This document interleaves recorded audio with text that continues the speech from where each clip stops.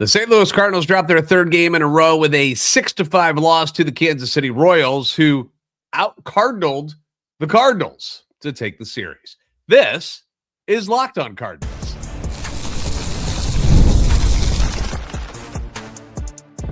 You are Locked On Cardinals, your daily St. Louis Cardinals podcast, part of the Locked On Podcast Network, your team every day.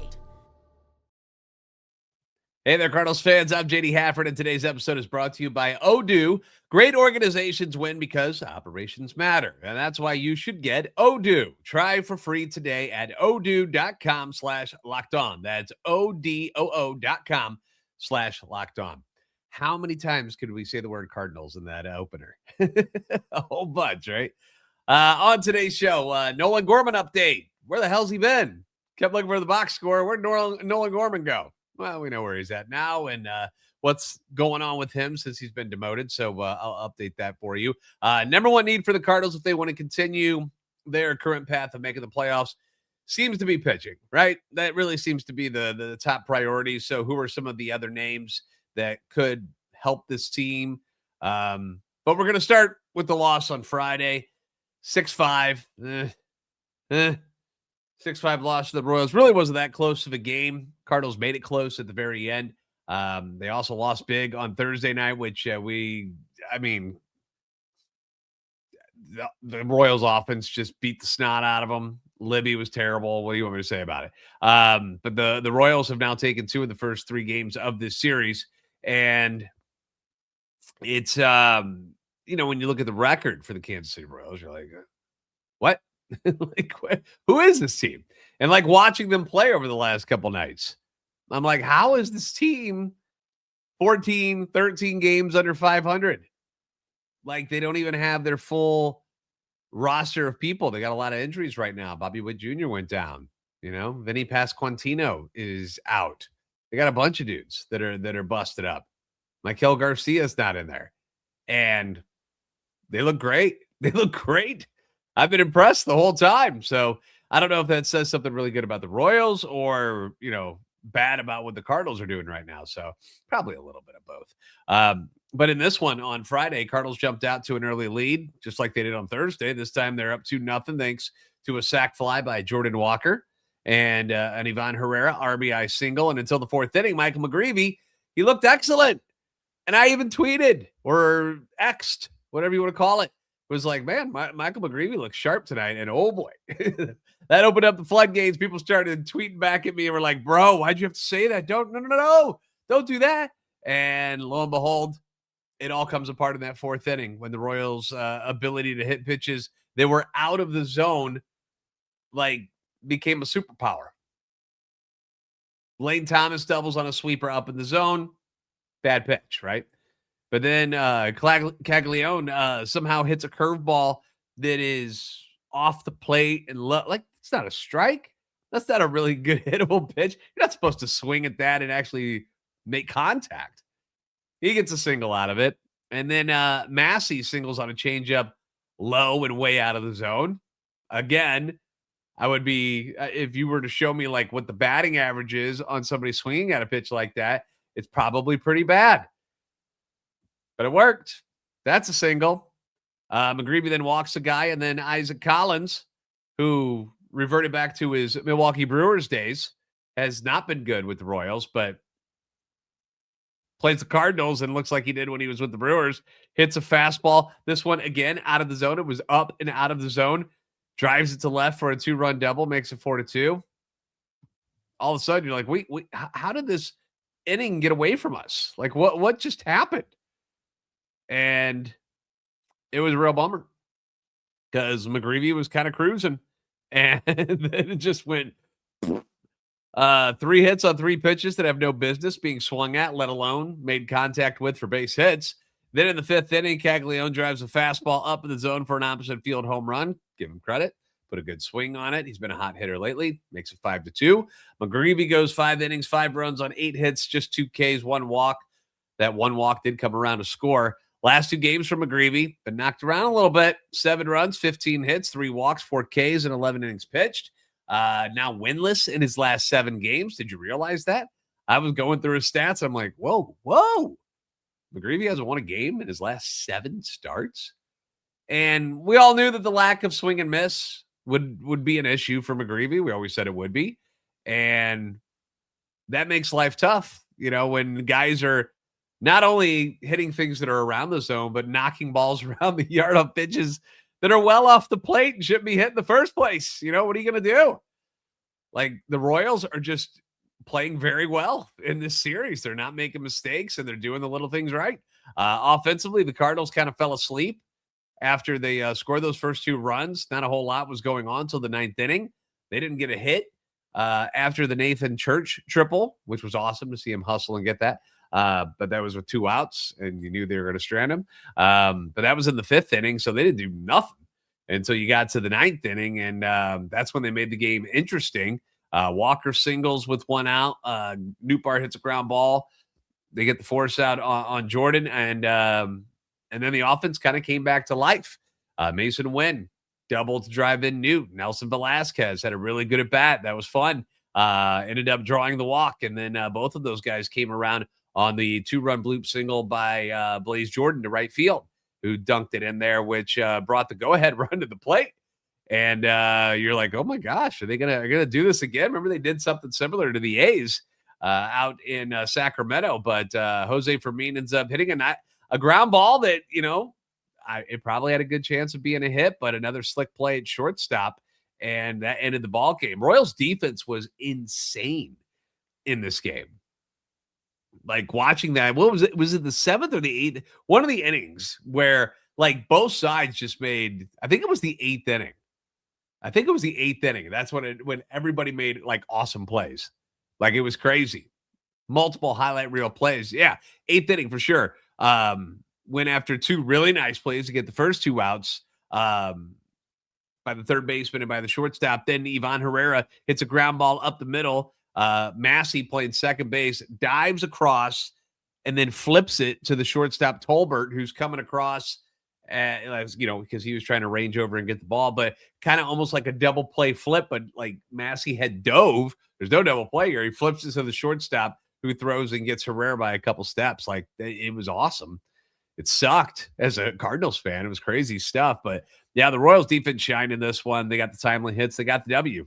They did just about everything a ball club's supposed to do to get a win. Things went their way. Cardinals, obviously, we look at what's happened the last 2 games. Libby, awful. McGreevy, 1 really bad inning where it just wasn't working for him. It wasn't like, that's the thing, is McGreevy, you look at the runs and you're like, oh gosh, man, he really didn't have that great of a night.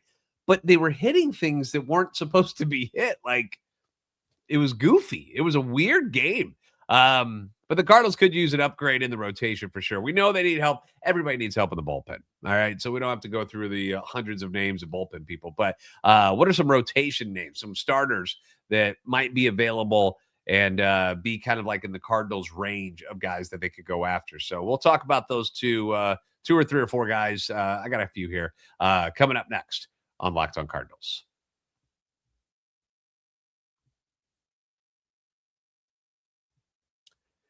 Baseball players are known for their routines, whether it's a lucky jersey, a pregame ritual, jumping over the chalk, stuff like that, or sticking to the same preparation every day. Wade Boggs used to eat fried chicken before every game back in the day.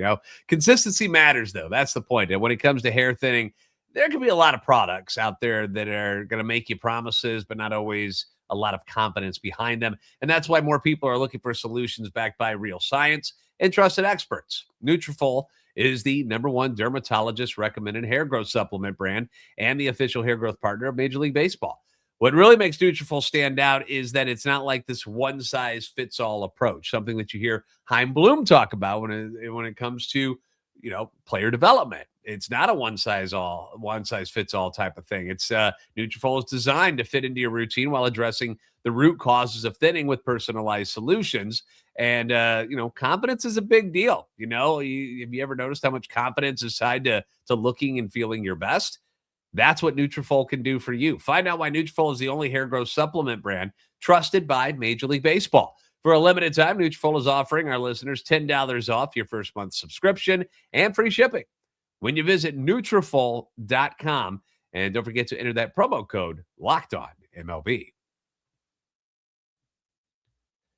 Nothing like watching the Cardinals live and in person at Busch Stadium or anywhere. You go to Kauffman Stadium, watch them in Kansas City. It's been a fun crowd there too. But you get the excitement, you get the fans, the interaction, just the ambience of the ballpark. Of course, at Busch Stadium, you get the tarps off section, which is great. Only problem is getting tickets can sometimes feel like a grind. Long queues, surprise fees, prices jumping at checkout. That's why there's Gametime. Gametime app is going to come in there and be your hero. It gives fans the advantage with constant innovation. It's gonna help you unlock amazing tickets and experiences, and it does it in just a few taps. Very simple to use.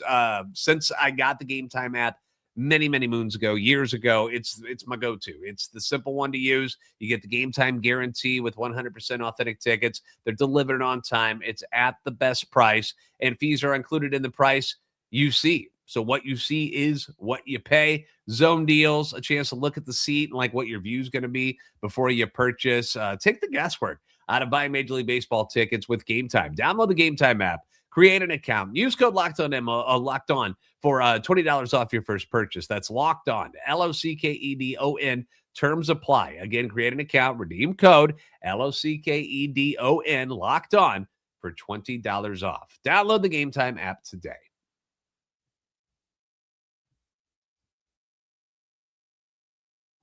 Thanks for making Locked On Cardinals your first listen every day, and thank you for making Locked On the #1 sports podcast network. Get your daily Cardinals coverage completely ad-free by joining the Everydayer Club. Start your 7-day free trial right now. Get closer to your team without those interruptions. Click the link in the show notes or go to LockedOnSTLCardinals.supercast.com to claim your free trial. So, and I reserve the right to change my mind on anything I say on the show. So stop getting mad at me about things. But I try to keep it consistent. But offensively, are you really worried about this team right now? Because I'm not. Like right now, I'm not. As long as nothing happens to like the top 4 in your order. JJ, Herrera, Walker, Burley. I think he can hang with most of the teams. But the pitching staff, it's been an issue all season. We knew it would be. It was the weakest thing about this Cardinals organization for the last few years. They haven't been able to develop any pitchers, and they go out and spend a lot of money on guys who don't end up being worth it. And the starting rotation of the bullpen, they're suffering because of this. It's a lack of talent. Liberatore has been a major disappointment. He was your starting day, your opening day pitcher, and look at him now. Like the last 3 games have been awful. And it's really frustrating because some games you see flashes of like, all right, here we go. Like, this is the kind of guy we need. And as I've said a million times, he'll have the one bad inning and it ruins everything. But more times than not, he can barely make it through 5 innings. The Cardinals are actually, this is weird, by the way. They're 10-5 in games that Matthew Liberatore starts. He's 4-3. In the last 7 games, the team is 4-3, I should say. In the last 7 games started by Libby, despite him carrying an ERA of 6.82 with 7 home runs against. Now, I know he got his butt kicked on Thursday night, which has inflated those numbers a bit, but still, they are what they are. Kyle Leahy has been another issue. 5-4 on the year, but the team is 6-8 in his starts. Last 5, though, they're 1-4. The ERA is at 5.92. We're at the part of the season where you start thinking about what's going to happen at the trade deadline and where you got to improve. Right now, the Cardinals are in a playoff spot. All right. We want to stay there. You want to perhaps even give Milwaukee a run for their money. Guys are going to have to be better. Michael McGreevy, 1 rough inning on Friday night, but he's been solid overall this season. You can't complain too much. Dustin May has been on a real heater recently. Andre Palante, he's been outstanding. ERA of 3.2 over his last 7 starts. The team is 6-1 in his last 7 starts. You've got Hunter Dobbins ready to roll at Memphis, a guy that I believe they have a lot of faith in. Some fans are clamoring for Quinn Matthews to finally get a chance at the big league level. Still walks a lot of dudes down there at Memphis, but I mean, what are you going to use him for? Like, you got to figure something out, right? And this is where, like, injuries to some of these bigger names that are in the organization already, guys like Richard Fitz, Tekoa Roby, Cooper Jerpy working his way back. Eshawn Henderson's been hurt. That's where that's kind of like taking their toll on the depth that you've got, because you're using a lot of guys already, and there's not much else left down there that's ready to help you at the big league level. Starter wise, I know we still got Luis Gastelum. Cool to see Max Ratchet getting a shot at the big league level. Like, I'm cool with this, and Hein Bloom seems to be good about giving guys a shot. He gives you a couple months, to these guys that have been on this roster for most of the season, and then he's like, look, you got to put up or shut up at some point. But because there's not a lot of depth at the starting rotation in this organization, most of it is kind of younger. The guys that are decent, maybe a Bryson Motts will get a shot. I don't know. But let's think about life outside of what we already have in the org, okay? That might be available at the deadline. And when I say stuff that's like, within reason for the Cardinals, I mean somebody where you're not giving up a ton of prospects to go get them. So not the Tarek Skubals or the Joe Ryans, even some of these other guys we're going to talk about. It's probably going to cost too much, because ESPN's Jeff Passan listed the Cardinals as a fit for a few of these guys. I mentioned Byron Buxton the other day and Joe Ryan, and why I don't think that makes a lot of sense for what this team's trying to do, or at least the organization. The team's trying to win a championship, but what we're trying to do organizationally doesn't really vibe with what it would cost to go get guys like that. And most of the fans have agreed with me and have said, look, why would I want 32-year-old Byron Buxton, who has a history of being hurt? Like, why would we do that? And I'm like, I get it. It's just, this is what we do. We create discussion and we hash it out together. So Jeff Passan listed the Cardinals as a fit for a few guys other than Joe Ryan. Two of them from the Angels, Reed Detmers and Jose Soriano, who he ranked as their number 6 and number 7 guys in his top 100 trade pieces. Detmers is having a fantastic year. I like him a lot. He's got a lot of swing and miss, something the Cardinals really, really need, and it would be awesome to get him.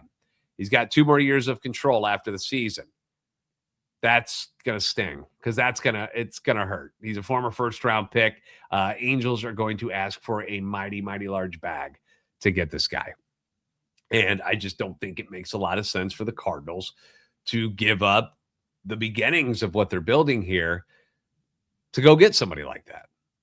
Same thing with Jose Soriano, 2 more years of control. He was on fire early on in the season, has come back down to earth. The ERA is like around 5 since the start of May. Strikeouts, decent. Not amazing, but decent. Would you kick the tires on it and see? Sure, but the fact that there's 2 more years of control, it's going to cost you.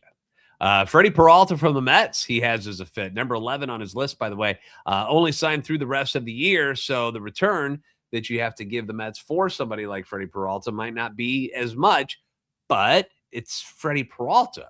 He's a big name, and plenty of suitors are going to be chasing just that guy because of his name, and he's good. He really is, and I just think somebody else is going to be willing to give up a whole lot more than the Cardinals would to get him, and then watch him walk away, because he's not going to sign here. He's going to go get big money from somebody else. Former Cardinals Michael Wacha. I shouldn't say Cardinals with an S, but former Cardinal Michael Wacha is certainly an interesting one. He's with the Royals now. We're not scheduled to see him in this series, but we did see him at Busch Stadium, and I wanted him to come back to St. Louis when he was a free agent leaving Boston. I was like, why not? He goes to Kansas City, and he's been good. Solid guy. Doesn't strike out a ton of guys, which is something the Cardinals could use, but he's not going to be as expensive because of that. He's going to be 35 here very soon, and there's only 1 more year of control. Like guaranteed year of control at $14 million, which isn't a whole lot. And then you have a club option for the same amount in 2028.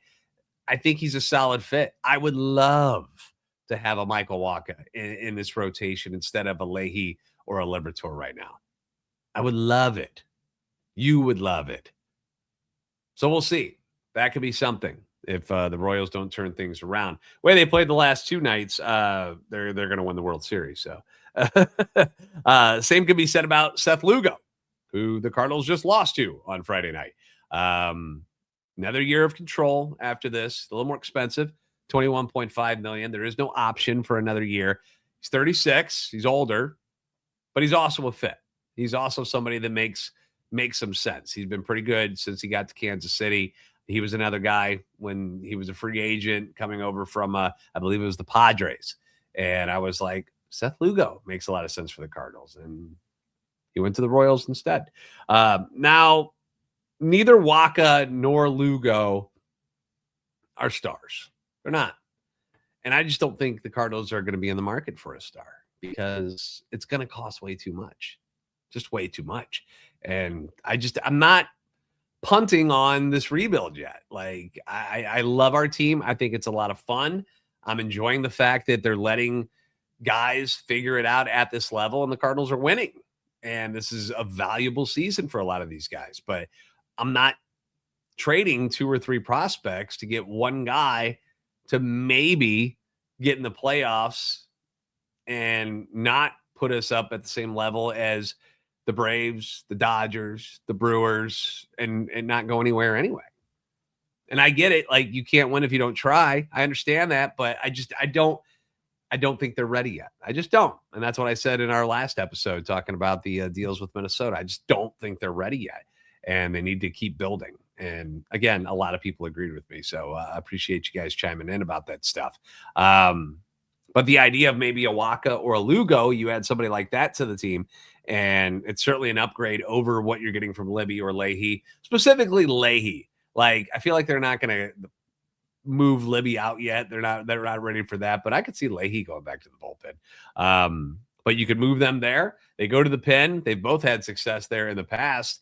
You know, Robbie Ray of the Giants is another name that seems kind of interesting to me. Former Cy Young Award winner. He's not striking out people the way you would like him to, but, you know, good veteran pitcher from the left side there. Trevor Rogers from Baltimore, set to be a free agent after the year. Isn't having a great year, but was really good last season.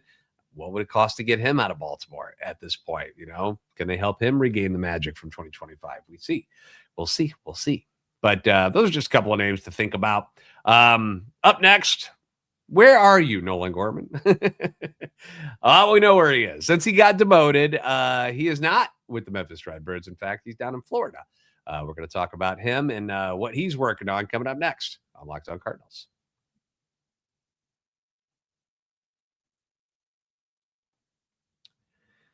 Running a business shouldn't feel like you're trying to connect a bunch of systems that were never designed to work together. One app for accounting, another for inventory, another for sales, and somehow none of them actually talk to each other. And that's where Odoo comes in. Odoo is an all-in-one business management software that brings every part of your business together in one powerful platform. Kind of like Voltron.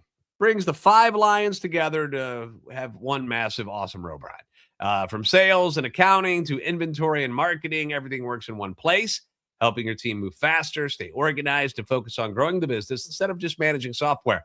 The best organizations know that success isn't just about talent. It's about having everyone working toward the same goal, and that's true in sports just like it is in business. You know, the Cardinals have to make sure that everybody is on the same page moving forward to create what we hope is a world championship team at some point. Great organizations win because operations matter. And that's why you should go get Odoo.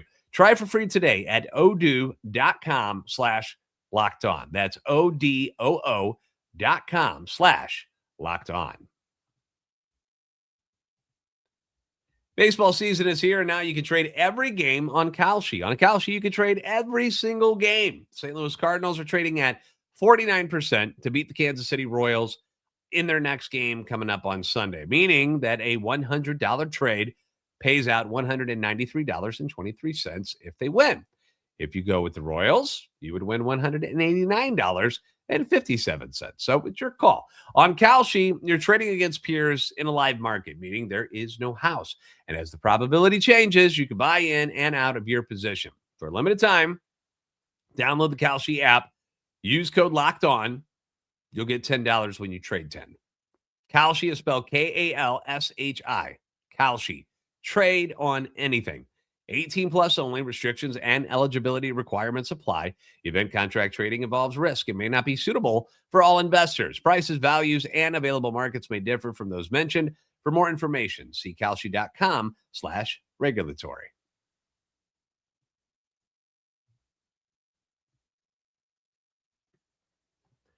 Thanks again for making Locked On Cardinals your first listen of the day. Thank you for making Locked On the #1 sports podcast network. We're celebrating 10 years, which is cool. So thank you for the support and the everydayers for being here. For if you've been here since day one, awesome. We love you. Nolan Gorman. Since he got demoted and Blaze Jordan came up, you haven't seen him in any games. I went and would check box scores. And I'm like, where is he? And I thought maybe he was dealing with an injury or something, and that's why he hadn't been activated at Memphis. But actually, what ended up happening is they sent him down to Jupiter, Florida to work on his swing before getting back into games. Now, Derek Gould at the St. Louis Post-Dispatch and STLtoday.com did an awesome article about this, and there's way more like in-depth stuff in this article, so I encourage you to go check it out for yourself. But I'm going to give you a couple of excerpts here from it, from Derek's article here. He's been assigned to the Cardinals' lowest affiliate, the Florida Complex League Cardinals, so that he can focus at the spring training complex away from games on the swing that has created such struggles for him in them. The Cardinals did a briefer version of this with outfielder Jordan Walker in spring training when he did not appear in games for 3 days and spent them instead in the cage. And I remember us all talking about that, like, wow, he's having such a hard time. They're like, all right, we got to go back to the basics here. And that's kind of what's happening here with Gorman. Over the past year or more, there have been other prospects that have also done this besides Jordan Walker, and that's worked out nicely. Joshua Baez has done it. What's he doing at Memphis? Yeah, destroying the baseball. Trey Richardson, what had he been doing at Peoria before he got promoted? Destroying the baseball. Colton Ledbetter, work in progress, but all of them have stepped away from games to focus on what Gould described as intensive drills with coaches to adjust a swing before returning to face pitchers in competition. So it's really kind of about not putting too much on their plate. Let's get it all figured out here first before we make the next step where you have to go against somebody who is trying to embarrass you and get you out. So I get it. You gotta go back to point A, and that's what they're doing. And you've got to do anything and everything to figure this thing out for Gorman because he looked absolutely lost before the demotion happened. You know, we want him to be a productive member of the team in this organization. I've had so many people go into the comment section and go, look, I feel real bad. I love Gorman, but yeah, things were bad. And Blaze Jordan, give him credit. He's taken this thing and running with it so far. You know, he's looked mighty strong at third base and at first base. Made a couple of nice plays at third again on Friday night. At the plate, hitting 300, 1 home run, 7 ribbies, 5 runs scored in just 30 plate appearances. Just for example, Gorman, before he went down, was 3 for his last 50. 27 strikeouts, 5 walks. He was doing nothing. The strikeouts went up. The other numbers were cratering. It was awful. Something had to be done, and they finally pulled the trigger on it. According to Gould, an emphasis of the work in Florida is going to be on the bat path. That's what he's working on. So really good article. Again, I encourage you to check it out. We wish Nolan Gorman the best. I hope he can find his swing again. I hope he becomes that power threat we always wanted him to be, and he can help this team at some point or another. But I can't say I got a lot of faith in it. With the loss, the Cardinals have now dropped 3 in a row. They've missed out on a chance to make up some ground in the NL Central. The Brewers have lost 2 in a row. Meanwhile, the Cubs have won back-to-back games. They're now just a game behind the Cardinals. Pete Crow Armstrong, man. The guy I'm playing in fantasy baseball this week has him, and he's just gone bonkers. He's crushing me this week because of what PCA is doing. So Pittsburgh lost again. They're still 3 back of the Cardinals. Reds got shut out in New York against the Yankees. They're 5 back of the Cardinals. You get the day off on Saturday because of, as you heard during the telecast, they've got the World Cup game that's playing at Arrowhead, and there's no way, since they have to share a parking lot, that they're they're ready for something like that. So rare day off on a Saturday. We're back at it on Sunday, an afternoon game. Dustin May will get the ball. Royals are injury riddled. They're 13 games under 500 on the season. You cannot get swept by them, not with your number 1 on the mound on Sunday. So don't let it happen. Thanks for making Locked On Cardinals first listen every day. If you haven't already, give us a follow on X at @LO_Cardinals, TikTok, Instagram at Locked On Cardinals. Like, subscribe on YouTube. Making our push for 15,000 subscribers. Would love to make you a part of that. If you never miss an episode, check out that Everydayer Club. Head to LockedOnSTLCardinals.supercast.com to join. For those of you on video, we'll send you to the first ever 24/7 National Locked On Podcast Network YouTube channel on the audio. Make sure your second listen is Locked On MLB. You're the best fans in baseball for a reason. We'll see you next time on Locked On Cardinals.